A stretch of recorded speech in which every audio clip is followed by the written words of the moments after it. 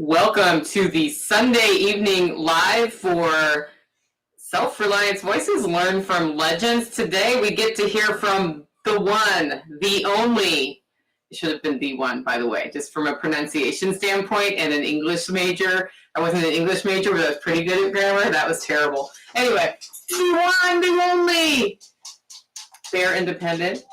Yes, that's right. He's going to talk about community, and he gave this presentation at Self Reliance Festival 3. I'm pretty sure. It was the third one we'd ever had, and we were still sort of like, what's this festival going to turn into? Is it going to be, is it going to be more about prepping or homesteading or business, or what's it going to be? And then we ultimately came down to it's homesteading, preparedness, and business. All three of those things. And you can do that when you have hundreds of people on the special operations equipment compound, because you can have different little oases. I really like what's going on with the Content Creators Corner. And today is a good time to talk about that because Toolman Tim is my co-host. Hey, Tim. Howdy. How are you? Doing great. I met Tim on the internet. He's another virtual friend, and then we met in person. And he's been to my place a few times to the LFTN Spring Workshop. He's been to Self Reliance Festival. He and his wife even bought land down here, and they've developed quite a community themselves as that has progressed. So it's been really great to see Tim go from starting a handyman business and teaching people how to do, like, his first YouTube series was like, how to start your handyman business with no money. And he started by talking about scooping dog poop. Mm-hmm. That was your first idea. It's like, get a shovel, get a bucket, and go clean up poop in snowy, because you're in a snowy area. From that to there's a daycare empire. There's a property in Tennessee. Like, there's awesome. He does an awesome show. So it's been really fun to see that progression from pictures from Eve's Trough. Was Eve Trough? I can't say the word Eve Trough. That's a very hard word to say. I like the word gutter now even more. Cleaning to where we are today. And about 3 Self Reliance festivals ago, a bunch of people who just sort of hang out and are content creators decided, well, we're all going to be at Self Reliance Festival. So why don't we all pool our money and get a booth? Like an outside, bigger booth. And I think Backwoods Butcher was there. I'm not sure. I know you and Brian from the Lots Project and Brian from Washington, Brian from Food Forest Farms were there. And there were just a bunch of fun people at one booth with different things. And it sparked the idea for a Content Creators Corner. So why don't you tell us what the Creators Corner is at Self Reliance Festival? Sure. So, I guess I think maybe we had 2 events ago, but it really became a thing at the last event. So what was the last event? Yeah, that was spring. Yeah.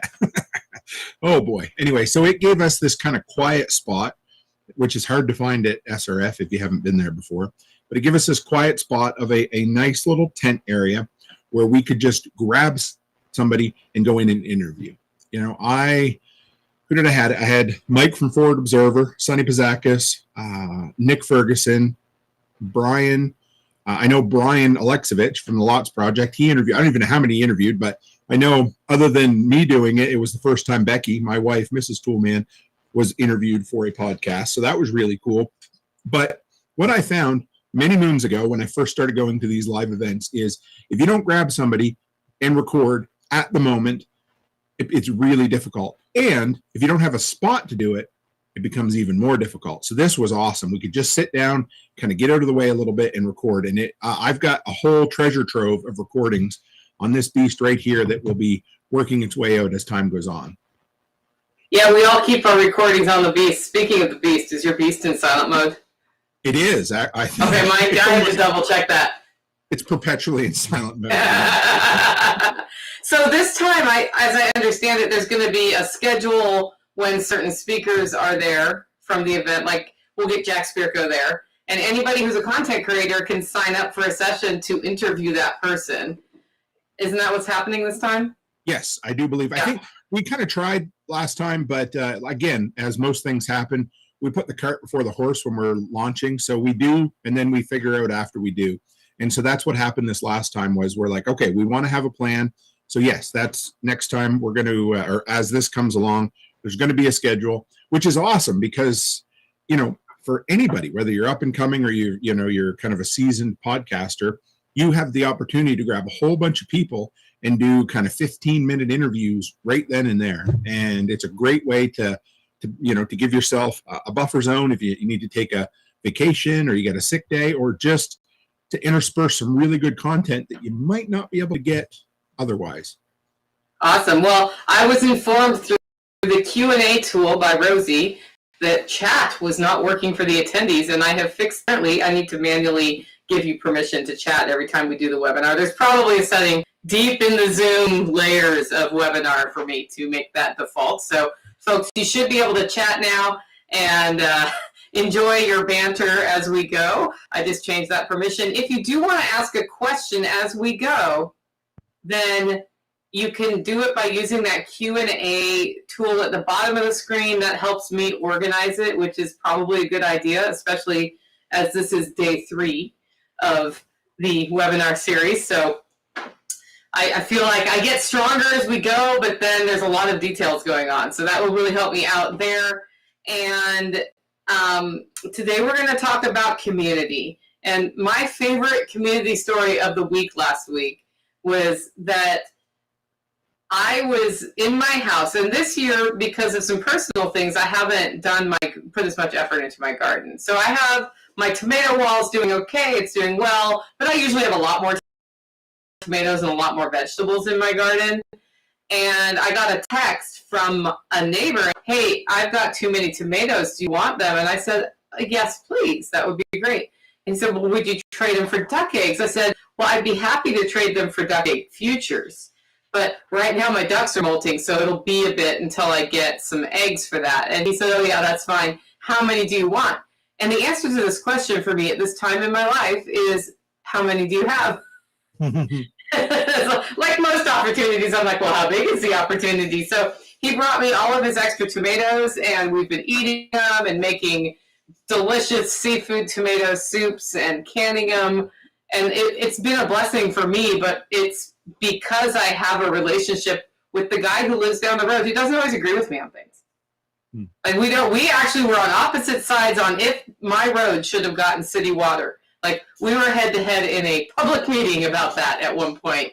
But we still put, it's like, okay, we don't agree on that, but we're not going to vilify each other for the rest of our lives. And so, guys, we're just proof that can happen. We can agree to disagree on things and still get along on other things and trade trade seeds back and forth and all of those things.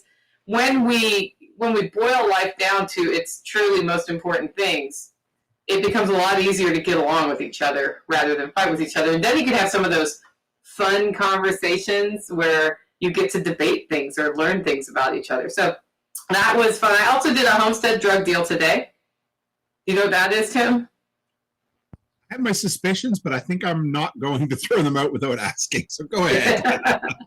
I call it a homestead drug deal when you pull up into some like Walmart shopping lot and you meet somebody and you roll down your window and they hand you like a gallon of raw milk and you hand them a pound of coffee, which is exactly what the trade was, except for I had already been given the milk. But a good friend of mine raises goats, and he had sent me 2 gallons of goat's milk so I could do a cheese course at Tactical Response in July. And I was like, how do I pay you? And he was like, whatever, Nicole. I'm like, okay. So I found out another guy in our community who lives 20 minutes from me is driving, 2 hours to this person's house. And I was like, I need to send you with some coffee because he gave me 2 gallons of milk and I feel like he should have at least a pound of coffee. So we did the homestead drug deal today. That's what happens when you start getting to know people around you, which is really cool. Folks on the live stream, if you are on YouTube or Facebook or any of the places where we stream, you're going to see the first half of this webinar for free. If you want to see the rest of this webinar for free, you can go over to selfreliancefestival.com/webinar, sign up. It's an automated email that goes out with the link to join the Zoom. And you're going to want to be on the Zoom to win today's prize. So, but I'm not going to tell you what it is because Tim's what it is. I'm going to hand it to you, Tim. That sounds really good. Yeah. So I'm back from, I've been on for almost 3.5 weeks, which means no live streams, the bare minimum coming out on the channel. So it's kind of fun to be like, before this, I spent 2 months in Tennessee and I felt connected. And then all of a sudden I just have to come back and live life in Canada. So here I am, but I'm going to be at the fall SRF. So I'm stoked about that. So it's good to be back. It seems like, because last time when I did this with you, I zoomed into Camden after 3 days on the road, straight in after a 30-day road trip to get home, or no, actually get to the hotel and do this with you. 6 months later, I zoomed back after a 3-week vacation, flying all the way across the continent and back just in time to do this. So there must be a reason I love doing it with you. So here we are. So tonight, our giveaway is a $50 special operations equipment gift certificate that you must be present tonight to win, and you must pick it up in person at Self Reliance Festival this fall. And yeah, so I mean, $50 is awesome. You can get a lot. Well, you can get something cool at John's for $50. Hey, if you had $50 right now, you could order the item, and the free giveaway is a Harry Potter like design logo on one of their farmers market shopping bags. Oh, or you could buy one of these cool t-shirts. I'm sure this one's long out of print now, but this is my recent favorite one of Killdozer. There's also that one. Yeah. So I was standing in line at Tim Hortons. If anybody doesn't know what that is, that's like the Canadian Institution of Coffee Shops in Nova Scotia. And a guy taps me on the back and he says, "I love your shirt." Enough said. So there you go. But anyway, beyond that, I noticed not too long ago in my email the least expensive or the most inexpensive price for SRF tickets that I have seen since I've been going. And that's only like for 4 more days or 3 more days. So $50, which is damn near half price of where it's going to end up, and cheaper than the early bird last year or in the spring. So we have until August, I was going to say April, August 1st at midnight, which I guess is really July 31st also at midnight, or no. Okay, so you get the full day into August. Okay, perfect. So we have, today's the 28th, so we have 29th, 30th, 31st, and the 1st. So we have 4 more days to pick up your I don't want to say cheap, because there's nothing cheap about these tickets, because you get an incredible value with them. But for $50, holy cow, it's going to blow you out of the water. So there is links, I'm sure, in this show. I just posted a bunch on social. So if you are interested, check it out. I'm stoked for it. And so one other thing I'm super excited for is Bear Independent. I've yet to meet the dude in person. I've accidentally walked into a live interview in John's studio and completely felt like a fool it was fine, but I saw him for about 12 seconds. It's all I've got to meet Bear. I first heard him on your Tuesday lives that you've done with John, and I fell in love with what he had to say. I've yet to hear anything that he's done. And am I right, Nicole? He's going to be at this fall SRF? He will be speaking at the Fall Self Reliance Festival on Sunday. Perfect. Okay. And the only thing is, if there were to be a tornado somewhere that he needed to go rescue, then that is what it is. But we actually asked him to come in the fall because it's way less likely to have that kind of event happen in October versus March. And that makes sense. And I get it. I think I missed him at whatever event I was at in the previous time, because again, when that stuff happens, he has to run. So I'm stoked to hear this. I can't wait. I mean, the dude's literally the definition of building community, and we're going to get to hear him talk about building community. So I believe at this point, we're ready to start the video. Is that correct, Nicole? Yes, it is. I'll be sitting here and following along with you folks. So let's go. The beard interferes. All right, so they gave me the awesome time slot immediately after lunch on the hottest day of the week. So are you awake? Okay, cool. My name's Bear. I'm from the internet. So I'm a prepper, but I hate that word because I think most preppers buy shit, put it on the shelf, never learn how to use it. They don't actually develop skills They don't develop relationships. They don't develop intel. They don't develop networks. And so they have this stuff, and they conflate ownership of the stuff with expertise in the using of the stuff. And I hate that, because good people are going to die if you do that stuff, and I don't want good people to die. I'm supposed to talk to you today about community, and we're probably going to do that. I've actually been hearing the word community over and over and over again over there in the garage barn thing, whatever it is, underneath this tent, which is awesome. Thank you for putting this together. Super cool. Well, wherever she went, bless her. That's awesome. Who am I? I'm Bear from the internet. I own 4 businesses and 2 ministries. I have been preparing since Hurricane Katrina. I was a FEMA contractor, and I saw how terrible FEMA is at their job. And I was like, yeah, I'm not doing this, man. And I was a group of 1 at that time, which is super easy to prep for. And at the time, my idea was like rifle, rucksack, good pair of boots, good to go. Then I met my wife, and it turns out, okay, this complicates things significantly when it comes to logistics. And also, she has a vote. So, and then kids and so forth and so on. And I get this question all the time. How do I get my wife on board? I want to prep. She doesn't want to prep. How do I get my wife on board? How do I get my husband on board? Thank you. And we're going to do Q&A. So we're going to touch on that, because I don't want to get up here and pontificate for 45 minutes. I want to talk for a little bit and then do some Q&A. All right. And so my wife came to me one day and she said, hey, I don't want to eat beans and rice forever when the world ends. I said, yeah, me either, but you're in charge of that. Cool idea. And so then my wife started with the food storage. And now, praise the Most High, we have awesome food storage. Like, so you give somebody a purview and allow them to operate within it. Right? I also told my wife with prepping, I'm going to take $0 out of our annual budget, our monthly budget, our weekly budget. So you are used to an existence which requires X amount of money. I'm taking no money away from that. But I am going to work more hours. I am going to sell shit that I don't need. I am going to murder our debts that we have more revenue to work with. I'm not taking a dime out of your pocket. I'm not taking a dime out of the household, but we still have to do this stuff over here. And when we were first getting started, she thought prepper shit was crazy. We had a closet in the hallway in a 3-bedroom, 2-bath in North Texas that was just, you couldn't open the door. It would kill you. All the stuff would fall out, right? And that was the prepper closet. And then as my understanding grew, it's like, this closet is nothing. It's cool guy stuff. It's a few MREs. It's a little bit of water. This is not enough, right? And so my wife gradually got on board because I was unapologetic. I just kept doing it.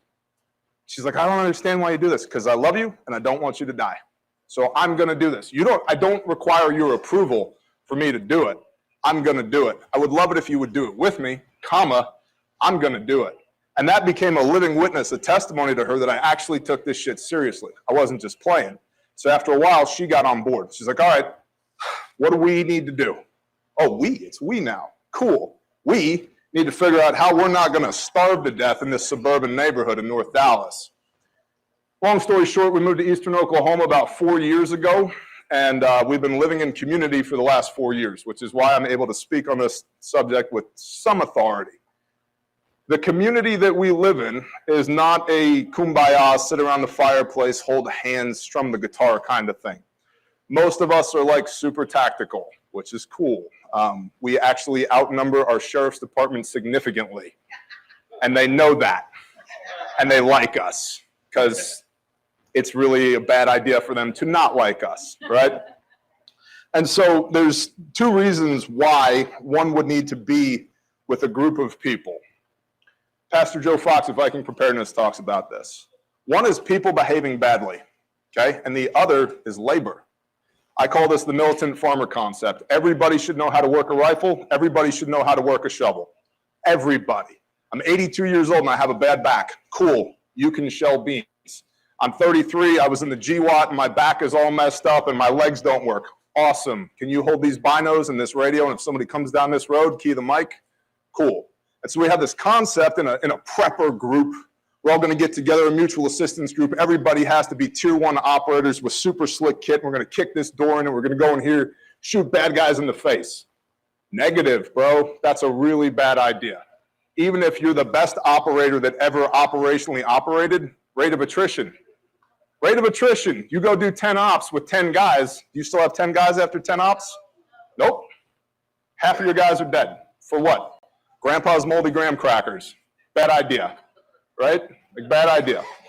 So, but we still need to be able to maintain security. Security is our primary consideration in everything that we do once the balloon goes up. Because I have a wife, I have kids. You probably have a family, right? You have a family, you have a family, we all have families. That's why we're coming together, because we have to be able to affect security. If the balloon goes up right now, and it's me and John, we're here ourselves, we can't hold this place. He's got to sleep, I've got to sleep, there's access, there's egress, there's fence line. We can't hold this place. So you need more people, okay? The second reason you need more people is for labor. Anybody here ever planted a garden? Yeah. Do you ever wish there was like 14 more people helping you plant that damn garden or weeding it after it's planted? Right. We're going to get along. I like you. So labor, right? Just division of labor. Within that, we can talk about specialization, because some people are, just to break down my camp, we call them camps, by the way. There's tents, which is individual households. Then there's camps, which are groups of tents in the geographic area. And then there's tribe, which is a network of camps, okay? Which gets into hierarchy, which gets into networking. Ultimately, for me, that would be my goal for you, that you have so many people that you have to start breaking them down into a hierarchy. And that's super important, not only for security, but for labor, but for intelligence and commo. Logistics moves at the speed of communication. So if there's something bad going on over here and I don't know about it because you didn't tell me because I don't know you, it's just getting closer and closer and closer to me. And that's forcing me to react to that at my mailbox rather than 5 miles over there, which is where I'd much rather have the fight over there, because everybody I love is right here, right? So it's super important. And again, not from a kumbaya standpoint. If you look at the history of humanity, we tend to coalesce into groups. Tribes are a thing, and they're a thing for a reason: labor and security.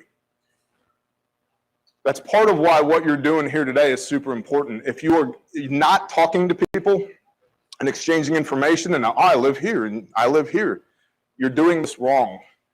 You have to make contact with people while you're here.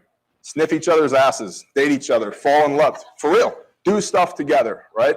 Because in a community or in a mutual assistance group or an SHTF prepper team, which, by the way, if you have an SHTF prepper team and our goal is when the balloon goes up, we're all coming to John and Amanda's place, guess what?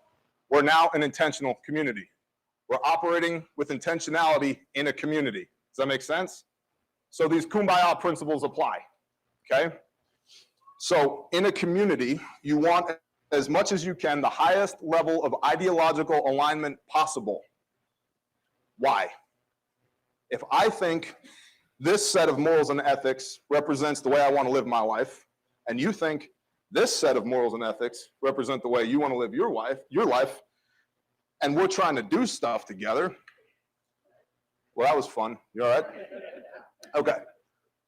Chew on that. It's going to feel great. So, if we have different morals and ethics, that precludes us from being able to work together deeply. Because, for example, I think the 10 Commandments are a thing, right? Thou shalt not commit adultery. If you're like, hey, adultery is totally on the table. I don't want you around my wife now, right? Like, we can't do shit together because I do this and you do this. So high ideological alignment. Ideological alignment supports the mission statement. You should have a mission statement for your group, whatever it is. Okay, what are you trying to do? Honest question to the audience. What are you trying to do? Survive. How? Okay. So a mission statement should be 1 to 2 sentences that you can easily articulate. So that when somebody comes to your group, even if your group is you and grandma and your best friend, they're like, what are y'all trying to do? Man, we're trying to survive. Can you flesh that out for me? What does that look like? Well, you know, man, the world's gone to hell in a handbasket. We're trying to survive. How? With who? Where? Okay? So for us, we define preparedness as perpetuating normalcy for the people that we love. That's what I'm trying to do, right? I got kids. I got a grandma. I've got a wife. I've got neighbors and friends and brothers and relatives that I want life to be as normal for them as possible. The way I'm going to do that is by taking as much personal responsibility and action now as I can. Keyword earlier was decentralize. Taking responsibility out of the hands of those who are supposed to protect us, provide for us, but don't. And onboarding that onto myself so that I can operate from a position of strength to another thing groups do, tribes do, communities do, is exert influence and operate with authority. Okay? Nature abhors a vacuum. Nicole was talking about our disaster relief efforts. We go into actual SHTF scenarios all the time. There's no commo, there's no electricity, there's no Wi-Fi, there's no fuel, there's no water, there's no EMS, no fire, no police officers, there's no shelter, there's no food, there's no refrigeration, there's no water, there's nothing. It is actual SHTF. And so as an anecdote, I would encourage you, if you think your bug out bag is super squared away, come on mission. Live out of it for a couple of weeks. You will find everything that's wrong with your system with a safety net, because we're not going to let you die, right? But in those scenarios, there is a void in the power system. There's no authority. What happens? Roving gangs, actual. When in Louisiana with the flooding down there were people getting shot and murdered over 5-gallon cans of gasoline, right?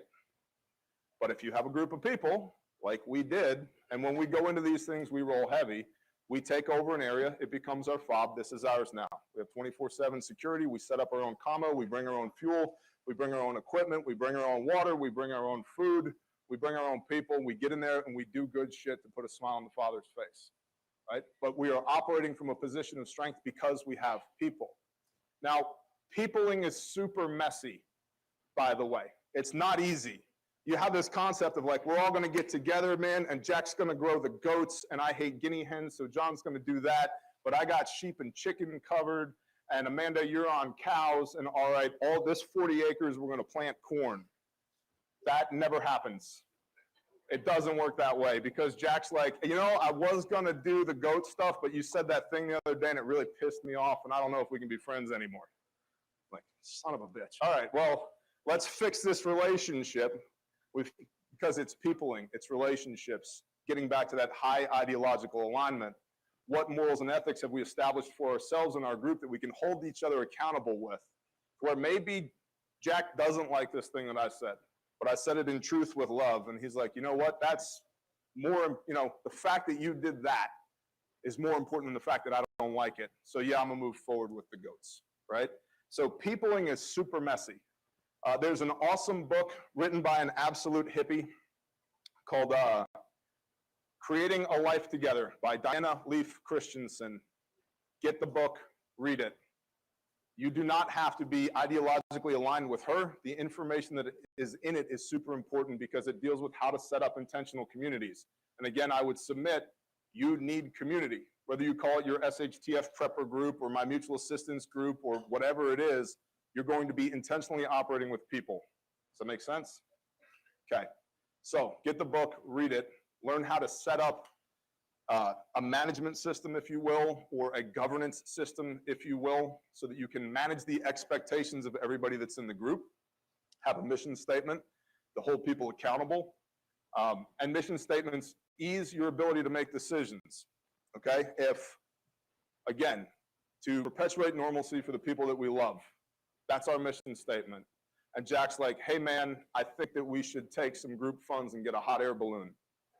And I'm like, WTF, bro? And he's like, think about the recon that we could do, and we could get up there with the thermal, and we could see all this stuff. And I'm like, you're a floating bomb. We're not going to do that.